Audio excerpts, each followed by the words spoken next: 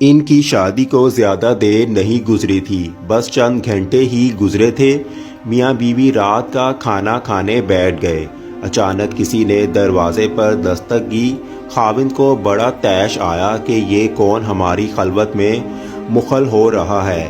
نیک سیرت بیوی نے کہا، کوئی بات نہیں، کوئی ضرورت مند ہوگا۔ اچھا میں دیکھتی ہوں۔ دروازے کی اور سے اس نے پوچھا، کون ہے؟ جواب ملا کہ میں فقیر ہوں، بھوکا ہوں، اگر کھانا کھلا دو تو بڑا شکر گزار ہوں گا۔ بیوی واپس آئی۔ خاوند نے غصے سے پوچھا، دروازے پر کون ہے؟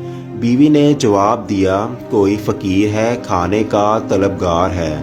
شوہر بڑبڑایا، بھلا یہ کون ہے اس وقت ہمارا دروازہ کھٹکھٹانے والا؟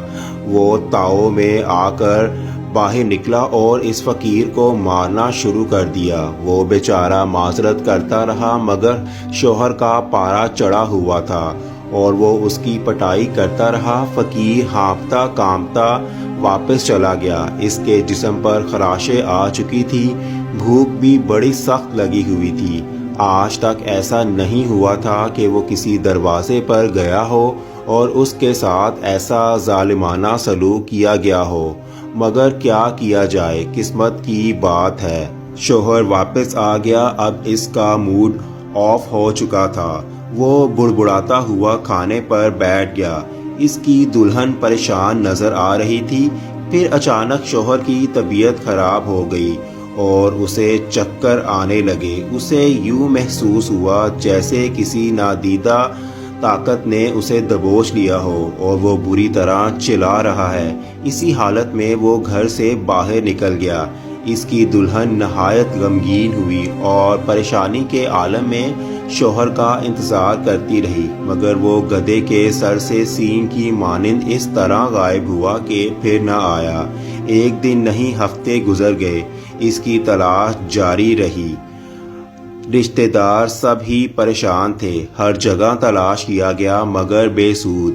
اور پھر مہینے نہیں، کئی سال بھی گزر گئے۔ اس کی بیوی اس کا مسلسل بے سود انتظار کرتی رہی۔ طویل انتظار کے بعد اس نے قاضی کی عدالت میں مقدمہ دائر کر دیا کہ میرا شوہر کئی برس سے مفقود الخبر ہے، لہذا فیصلہ کیا جائے۔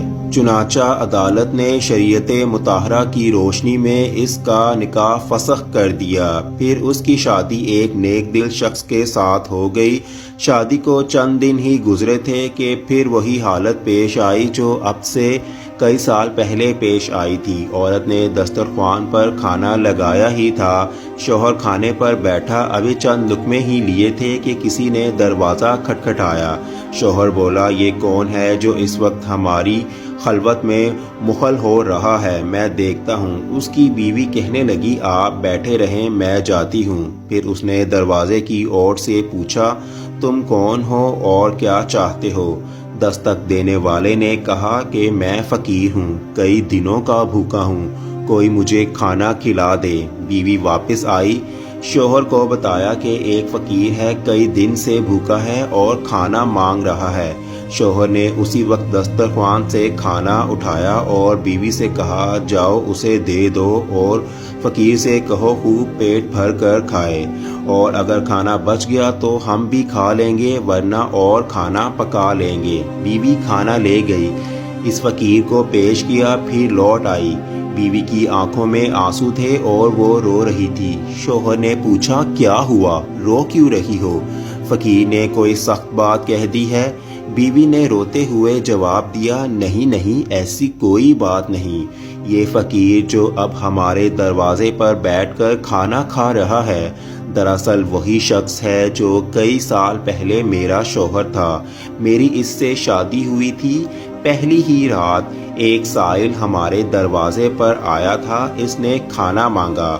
میرا یہ شوہر خوب غصے میں آ کر اٹھا اور فقیر کو خوب مارا، حتیٰ کہ اس کا خون نکل آیا۔ وہ فقیر نڈھال ہو کر واپس چلا گیا۔